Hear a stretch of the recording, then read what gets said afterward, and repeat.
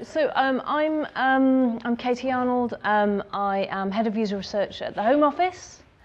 I'm James Buller. I'm Access Needs Lead in Katy's team at the Home Office. Cool. And we're here to talk to you about the work that we're doing in the department, principally in the digital data and technology teams, to drive better things around accessibility, build more inclusive services, because they're public services. They should be for all. We're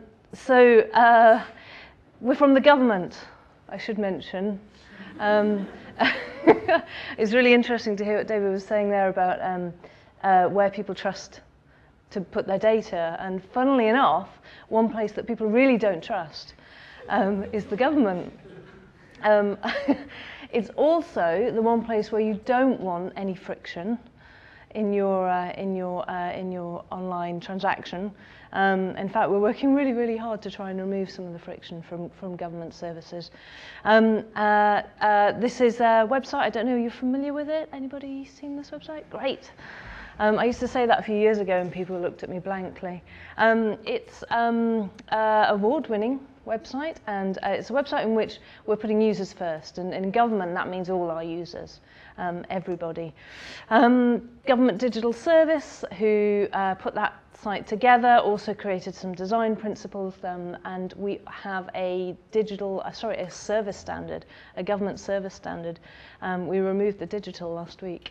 And this is a standard to which all services have to meet. So, and as you see, number one, start with user needs, which is great, very revolutionary in government. So that means all users, as I said, and the reason that that's important is if you think about some of the services that we deliver, if we get this kind of thing wrong, we're putting barriers up in front of people and preventing them from having their democratic right. It's really, it doesn't get much more important than that. And that's why we have set on this mission, James and I, and many other brilliant, brilliant people at the Home Office, to improve how we're delivering public services, because it's a civil right. It's written into law. It's part of the Equality Act that we have to make sure that we don't exclude people, because that would be excluding citizens. And we should be building interfaces that all humans can use, and that means disabilities, people of different ages, and including the full range of users, recognizing that your users have a really wide range of abilities. So how do you get a large organization, one of the biggest government departments, a very entrenched, very traditional, inward-looking organisation. How do you get an organisation like that to be more inclusive? Well, we're going to tell you a bit about what we've been doing. We've got an example of that in action, and we're going to get started now. So I joined Home Office in 2015 as a user researcher. At that time, it was still a very small team in the sort of single figures, or sort of only just climbing out of double digits. With that was in the user research and design team. And Katy set us a challenge. She said that 1 in 6 of our research participants should have an access need. So it's a really interesting challenge from a standing start. Brilliant, nice, clear, unambiguous goal. Excellent, but how are we going to achieve it? And we started by delivering some training. Katy had brought in a user researcher who had experience of working with people who have access needs. And she started delivering training to researchers, designers, testers, developers, and so on, everyone within the digital profession. Here's an example of one of the exercises that we do on the course. If anyone's from the BBC, don't worry, we're not pointing out all the bad things about the site, quite the opposite. We actually call this exercise making a good website bad. Before we go through this exercise, we've done a list of all the kind of heuristic review, all the kind of easy ways to test the site for accessibility. We've gone through things like text size and contrast and things like that. And we then give them an example of a website, and we basically say, make it worse. And what this exercise helps do is emphasize that actually accessible design, inclusive design, is just good practice. And it's what you should be doing anyway, but with extras. So this helps basically reinforce what we've just taught them and kind of go through and figure out, oh, all these simple things are actually accessibility features, and that's why it's so important to get them right. So we do a whole day of training for anyone who wants it on access needs. One of the things we do is we get people wearing various simulation kit. So here's a whole load of designers wearing visual impairment spectacles and gloves, for example, and kind of suits and things that really weigh them down. And we give them challenges to write things, to perform exercises on their computers. We give them other simulations as well of using screen readers and things like that. And this works really, really well. So we've trained well over 100 people within Home Office and actually across government as well in this way. And we then follow that up with additional modules specific for professions such as user researchers and designers. Following on from giving this training, we decided that we needed to kind of democratise and spread the responsibility for accessibility amongst all of these different professions and spread it out amongst all the different projects. There are tens of projects, hundreds even, of projects happening at any one time at Home Office on all sorts of different internal and external things. And we needed to make sure that the message got out there. So, of the people who had done the training, we invited people to step forward and form pairs of people who are interested in different categories of disabilities. So we assigned 2 people to work on autism and ADHD, 2 people to work on dyslexia, 2 on mental health, 2 on blind and visual impairments, 2 on deafness and hard of hearing, and 2 on physical disabilities, in which we also included older people. And we gave them the challenge of go out and find out about these conditions, what they entail, what the kind of symptoms are, but most importantly, what the user needs are, and following on from those, how to design to meet them. Bring that back and spread that knowledge amongst each other and amongst all of our colleagues. So how did we go about that? We set them a challenge of creating these posters, which you may have seen, these do's and don'ts posters. One on autism, for example, one on screen readers, and one on low vision users. There's another 3 out there.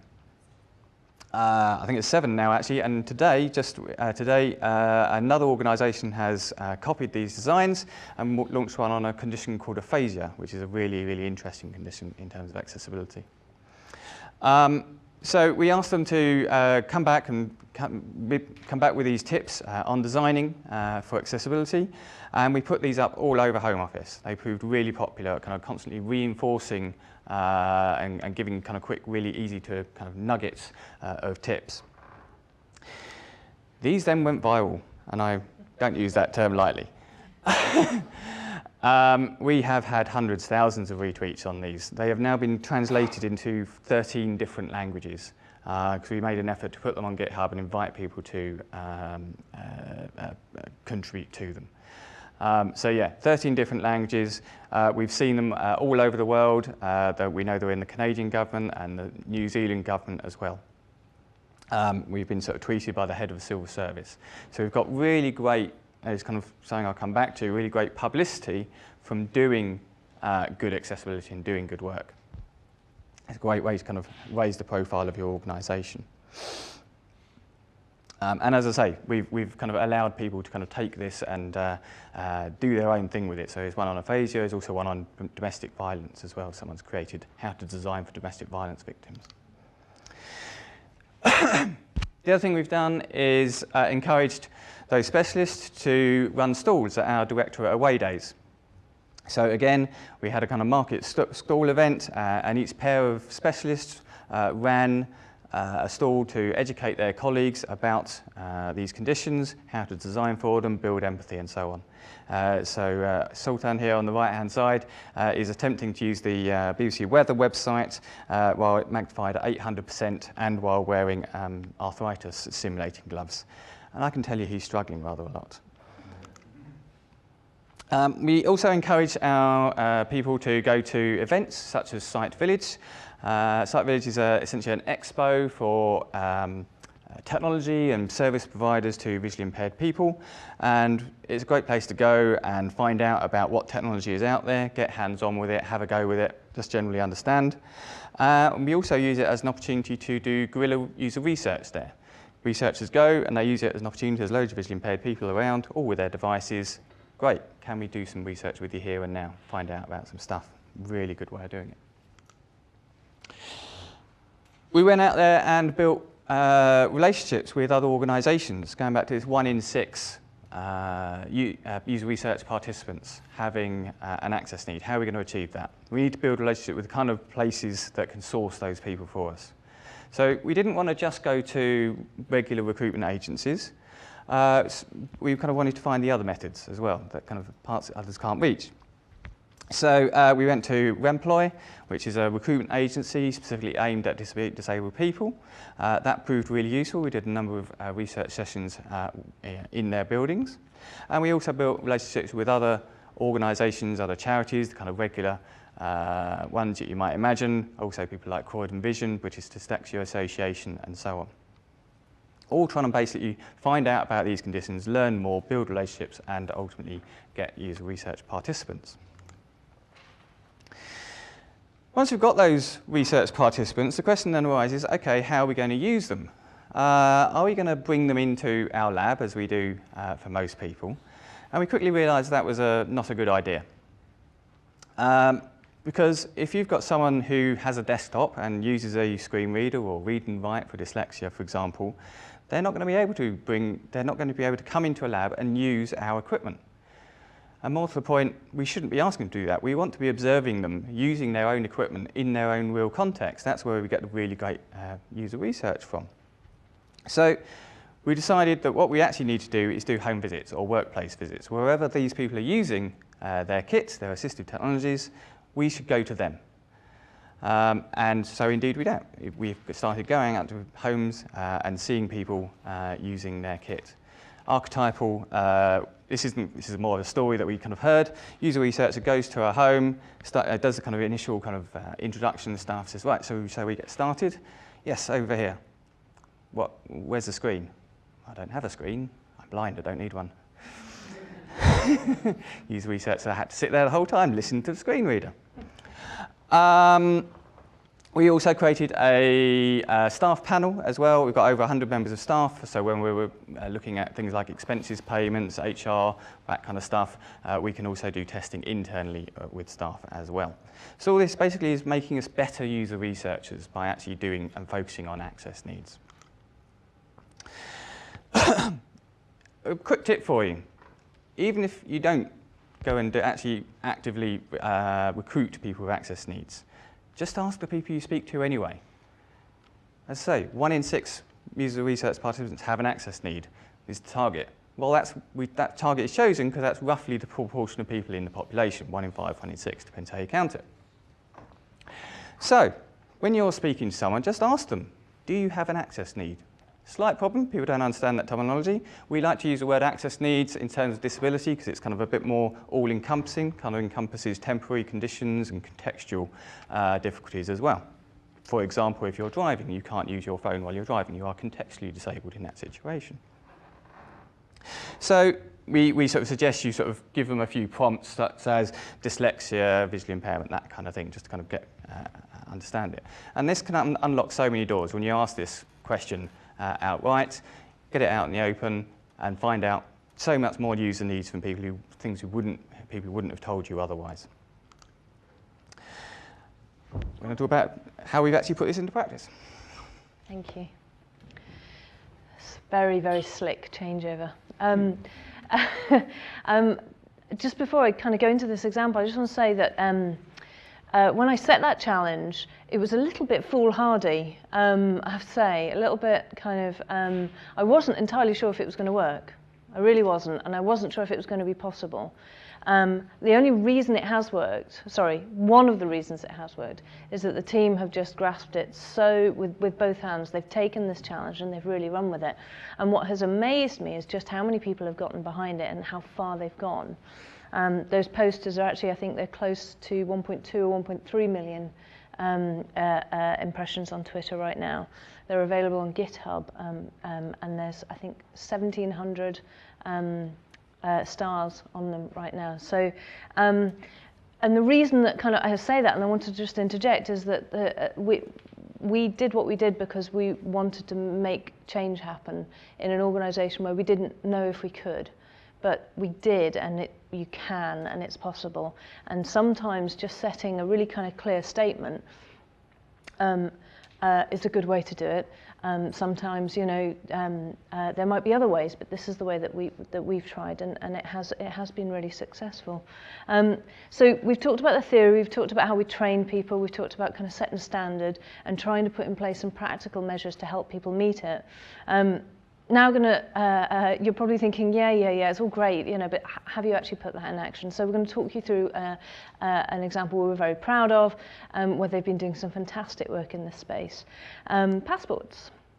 So Renew My Passports, it was, I think, 41 pages of guidance, 4 pages of a paper form. We decided to make that an online experience.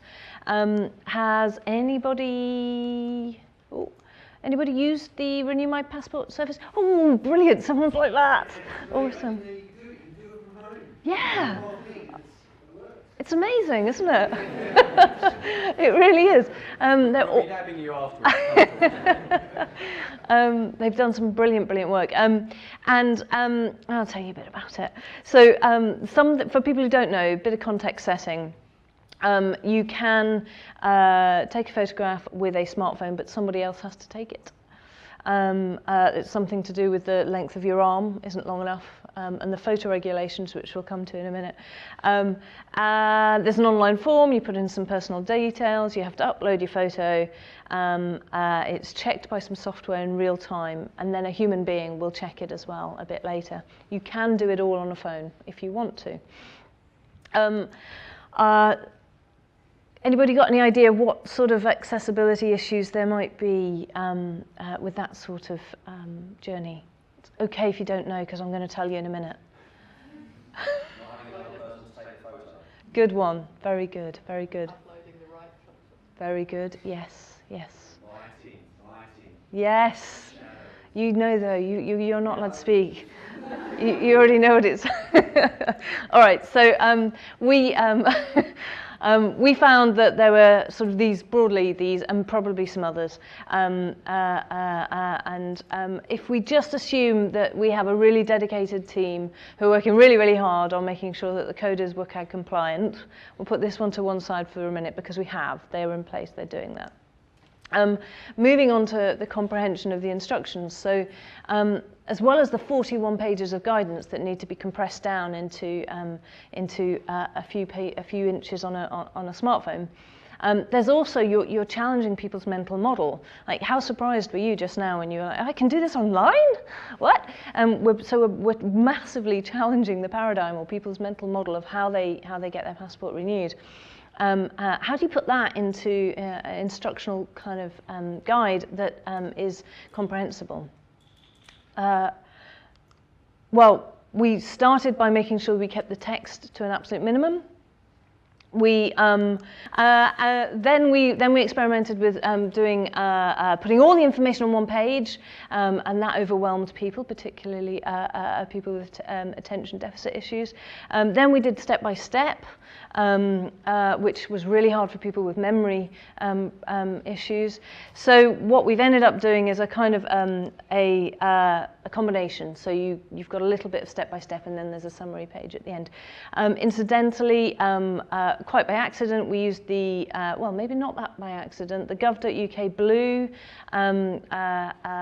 is very good for, if you do white on blue, has worked really well for some of our dyslexic participants. Yeah.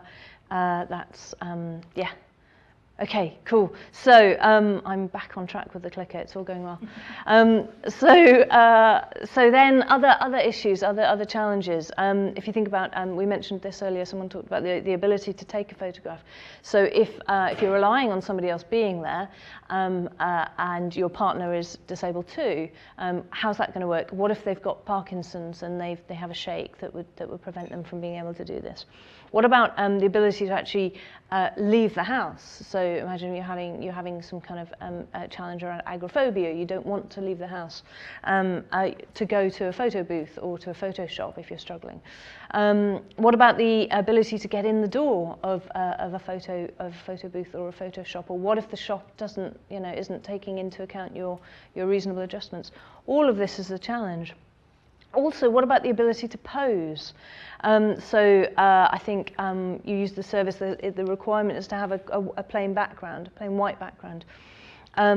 What if you're in a wheelchair and you've got a dado rail that runs along in your room, and you're at a completely different height and you can't find anywhere with that plain background? So thinking, and what's been amazing about this project is the way that we've thought about everything in the round, all of the, as many of the things as we can, and we're finding new things all the time, but as many kind of aspects of what that service means, and the whole service, not just the digital journey.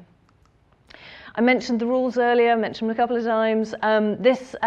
What about if you are struggling to meet the rules? Now, most people are struggling. Actually, the real pain point on the journey, and we've worked really hard on this, is getting a photograph that complies with the international regulations around passport photos. We can't change those quickly, so we do have to adhere to them. Can anybody think of people who might who simply cannot comply with these rules on photographs? Anyone? What sort of characteristics might they have? Well, we had an idea that people with facial disfigurements might find these rules particularly challenging. And so what we did is we contacted this charity. They've been amazing. They've come and consulted with us. They helped us with research, and they also found participants for us who came along and did some work on a stage in the journey, because we had an idea that this might be challenging for some people. So let's have a look at the rules again. Neutral expression with your mouth closed. Have your eyes open. Have no other objects in shot behind you. Be facing forward. So we got this. We got some wonderful participants came into part in some research. We had an idea this would be difficult for them, so we developed an override to the process. So if the facial recognition software tries to reject you, you can override it. So when the computer says no, you can say no. Well, this is what I look like, which we thought was really good, right? It seems like quite good, quite a good idea. So we took that into testing, and this is why we love user research with real people.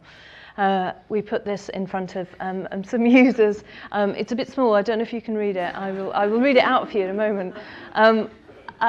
They didn't react as well as we were hoping, and there was a lot of kind of frustration. They felt medicalized, they felt othered, and this lady was so frustrated by the end of it, having tried for a long time with a researcher taking the photograph. Wrote, "Because I look like this. This is what I look like, moron," which is one of my favorite moments in a usability test ever.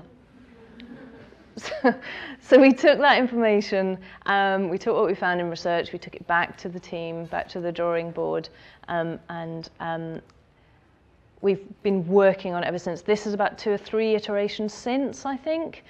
And this seems to be working much better. So the language is much more human.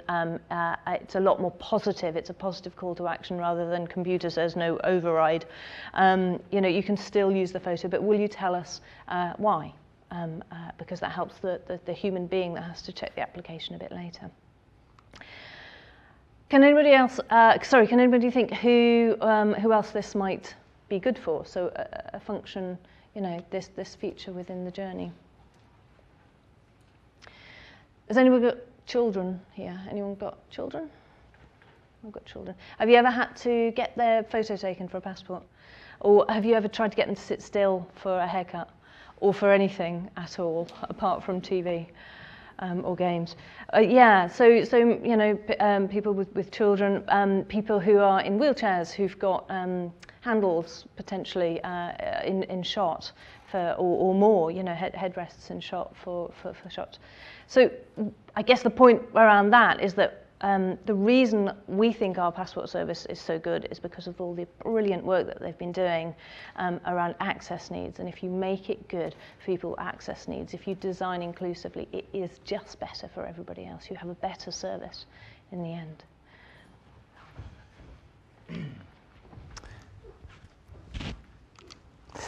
So to continue our journey onto making the Home Office an accessible team. It's 2017 now, and at this point we've got the access needs specialists doing their thing, doing loads of sharing on Slack of blog articles and things that are reading and learning and sharing it. Amazing stuff. Myself and a colleague, Emily Ball, are access needs leads, but this is as a side responsibility to our existing role as user researchers. We've defined what it is that the team is doing. We are there to influence our colleagues, our peers, all the way up into senior managers to prioritise and recognise the importance of accessibility across all of the different projects that Home Office is doing. We're there to build capacity, so by delivering the training I spoke about earlier, producing tools and resources internally. We are there to help recruit people and build these relationships with these other organisations to help provide user research participants who have access needs. We are there increasingly to provide testing. So these projects would come to us with their services in different levels of maturity and ask to review them and test them and give them feedback so that they could make remediations. And finally, we were starting to look at various processes around the Home Office, so things around workplace adjustments for staff, for example, things around kind of interviewing and recruitment procedures as well. All these things, because we were now at such a kind of a high-profile team, we were getting lots and lots of inquiries coming into us. And so it was clear that we needed to make a strategic step and actually decide to make these positions permanent and full-time. So that's what we did.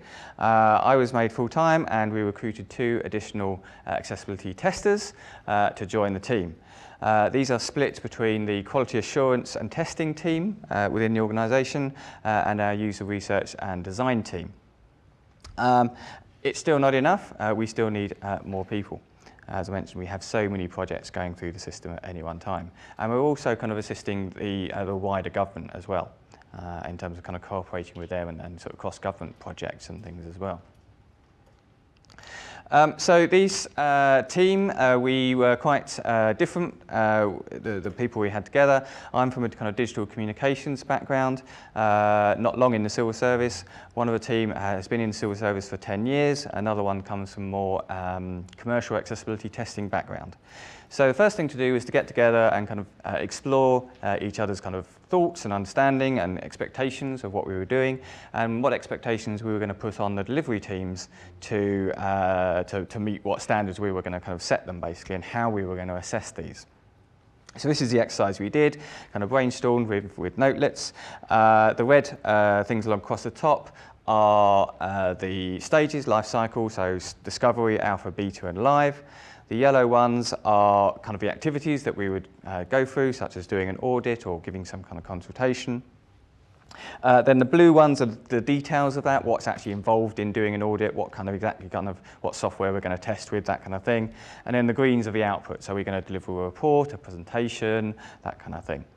And then the white ones are what we're expecting of delivery teams. So we're expecting them to go and do the user research with people with access needs. We're expecting them to start setting up their own testing procedures and things like that.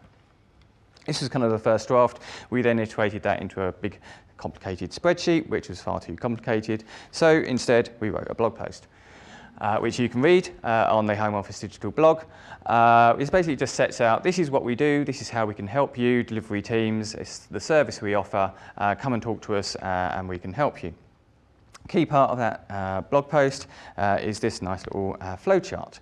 This shows the service that we offer. So all the way from discovery, we want to start talking to the teams. We want to learn what is the idea of this service, what is the kind of basic user need that's being addressed, And how might access needs come into that? What kind of access needs might be adversely affected by that or positively affected by that? And how can we sort of influence the kind of the thinking there, or kind of get them to focus on the right kind of areas? Moving into the alpha stage, when you're sort of playing around with different options, again, we want to have a look at the designs you're coming up with, the kind of structures you're thinking of, and again, just give you a bit of a steer on, well, this design could cause some problems, for example. And we want to start getting people thinking about, when they actually start doing some coding in the beta stage, getting ready for that, getting upskilled, ready to build the service in accessible ways. This is all to get you ready to go into service assessments.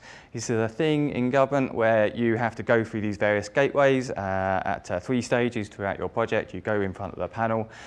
It's supposed to be more of a conversation than an exam, but the idea here is that you kind of get armed with some you're able to go and answer questions about that service standard that Katy showed you, about the accessibility points within that. Then at beta stage, we're there again to actually start reviewing the code against guidelines, and most importantly to actually say, can we complete your prototype user journey from end to end using a screen reader? This builds up until we get into private beta and then public beta, where we actually are going to start doing a full WCAG audit. And of course, we need to leave time for you to do the remedial work on that. Hopefully, if there aren't too many Delta changes between that and actually public beta and go live, we can just audit the Delta changes partway through. So that's that in a nutshell as to how we're actually going to go about testing. Okay, so we're going to tell you another story about what happened on the passports project. It was suggested that we go and test with deaf users, or more specifically, British Sign Language users. And you might wonder, why on earth would we test with British Sign Language users? There's no audio component of this service, so what would the need be? Well, there are 87,000-ish British Sign Language users. And the important thing to remember is that if you have been deaf since birth, British Sign Language is your first language. English is your second language. Okay? And it has a different structure to it. It has a different grammar and vocabulary structure to it. So actually understanding written English is often a challenge for people who are deaf and are British Sign Languages. So for example, in English, we would say something like, a woman is on a ladder leaning against a house. Great, fine. Now in British Sign Language, it's very much based on you actually indicate kind of proximity and locations of things with your hands as you're signing them. So it's much more about building a scene up in British Sign Language. So the equivalent in BSL would be, there's a house, great, we've established that, and there's a ladder against it. Lovely. And now there's a woman leaning on it, standing on it. Okay, so you have to build it up in the other way. It's a bit like French, where you say blue ball rather than ball blue. Otherwise, in BSL, it starts off with this woman just hanging in mid-air. Well, what's going on there? So, I mean, this is kind of a trite example, but as you can see here, if you start thinking about the complex language that you might be using in kind of government forms and things and instructions, it's important that we are as clear as possible. So, the team went out and recruited some British Sign Language users, got them into a lab, and started going through the service. All going well, no big problems, going through the forms, it's all doing well, the content designers have done a good job, and then they get to this page. Shouldn't be any problem at all. Fill in the email address, yep, no problem. Mobile phone number. Okay. That's what one of the users said. I find that very, very, very annoying. All online forms. They never give me the opportunity to say text only. So how do I let people know that I don't want you to phone me? Because I'm deaf, so don't phone me, can't answer. So the team had a think about this. They found this really useful. And they produced a iteration. It has iterated further since then, since this one, but this is the example we've got, where they basically added an option to say, okay, what do you want to do with this information? How do you actually want to contact me? Can you only send me text, or can you only call me on it? For whatever reason, I don't do text. Maybe I'm dyslexic. And so they took this out, did another session with British Sign Language users, and here's the result. At last, finally, something that actually has this. Perfect. That's great. Really, really happy with that. Okay. So if anyone, it used to be a lot of chat years ago about surprise and delight in UX. If anyone tells you you can't do surprise and delight in government design, you can. You just need to find the sweet spot. On the other hand, of course, it shouldn't be surprise and delight that we do something like this. So, so the question now is, like before, we've now provided this option for you to say, no, only send me text messages, don't phone me. Who else would that be good for? Any ideas? Sorry? Everyone. Everyone. Why? Yeah, at the back, sorry. People don't have access to their phones all the time. People work on shifts or Yeah. people work Certainly. Precisely, yeah. For some people aren't allowed to use their phones at work. Maybe you're dealing with children, you can't take phone calls, you can't be distracted, but you can take a text message. There's all sorts of reasons why this actually is useful for everyone. And again, we keep going back to this, that actually doing inclusive design actually is inclusive design because it's not just for people with disabilities, it's for everyone. So 2018 now, bringing us kind of up to date. We now have this team in place for the past 9 months now. It's going great guns. We are reviewing services left, right and centre. And the great thing is that as well as kind of starting off at the kind of design stages and user research, we've also got something happening at the other end. We've got these service assessments coming on, where these things are being looked at by a panel. And our service assessments team are really good. They regard accessibility and doing research with access needs users as absolute red lines. When they are doing kind of preliminary work with teams, they ask them these kind of questions, and if they can't answer them, they send us to us. Okay? So this is the kind of the backstop for all of our work. So the overall thing here is, the message that we want to leave you with is that inclusive design needs to be on everyone's minds right from the beginning and continuously throughout projects, regardless of whether you're a researcher, a designer, a developer, a tester, a product owner, whatever. You need to use your hive mind together, be constantly thinking about what accessibility issues are coming up with the things you're designing. Every time you create a new element, you change something, think about what the accessibility issues are. And by kind of everyone thinking about it all the time, then hopefully someone will pick up the issue. Or at least you'll be thinking, well, if I don't pick it up, someone else is going to, so I better be thinking about it now. Okay? And so, yeah, be always thinking about it as through everything you'll do. And also, don't just fixate on the interface. As we saw from the examples with the photos there, don't just fixate on WCAG. Think about all the other stuff you've got going around. Think about the physical aspects of travelling around to complete the service. Think about the training if you're doing things like internal rollout of systems. Is the training you're delivering for this new system, is that accessible? What about the communications you're sending out, telling people, here is this new system, here's how it's going to work. Is that accessible? So to kind of wrap up then, just to kind of help you kind of get this into your collective consciousness and back in your own organisations. One of the things as we saw from the do's and don'ts posters we found really useful is providing posters to put up. And one of the questions we got asked, back to 1 in 6 participants, was, okay, I want to do this, but who do I actually need to talk to when? And so people were like, what stage of a life cycle, who should I talk to in what stage? And when we sat down and thought about this, we realised it wasn't actually about stage in life cycle, it was what kind of methodology you're using or what you're actually testing. So right at the start, when you're doing contextual inquiry, talk to everyone. That's the idea. You want to find as many use needs as you can. As you get more mature and actually start developing code, that's when you can start getting into testing with assistive technologies that actually use the HTML. In between there, you can maybe use people who are using magnification, where it's not actually reliant on the HTML. But even then, as it says here, when you're doing paper mock-ups, for example, how can you adapt the testing you're doing, the methodology you're doing? So, for example, if you could use a paper mock-up and test with a blind person. How? By being a human screen reader. You could describe the interface to them. If you're doing a card sort, the person, again, if they're blind, they can tell you what category goes in, you just need to do the sorting for them. So just think about how you can actually go about things. Another post series which we have just, or we launched it a while ago, we've just today, a blog post has gone out about it, are these design series, Designing for Accessible Services, a series of statements to kind of help make the business case for accessibility. So we've got 7 posters there and an 8 summary version.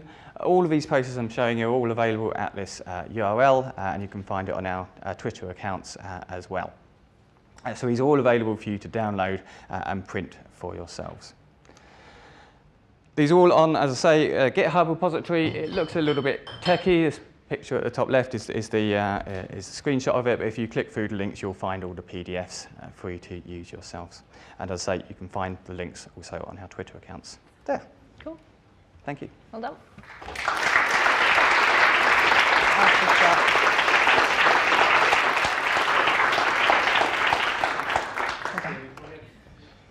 Time for 2 questions.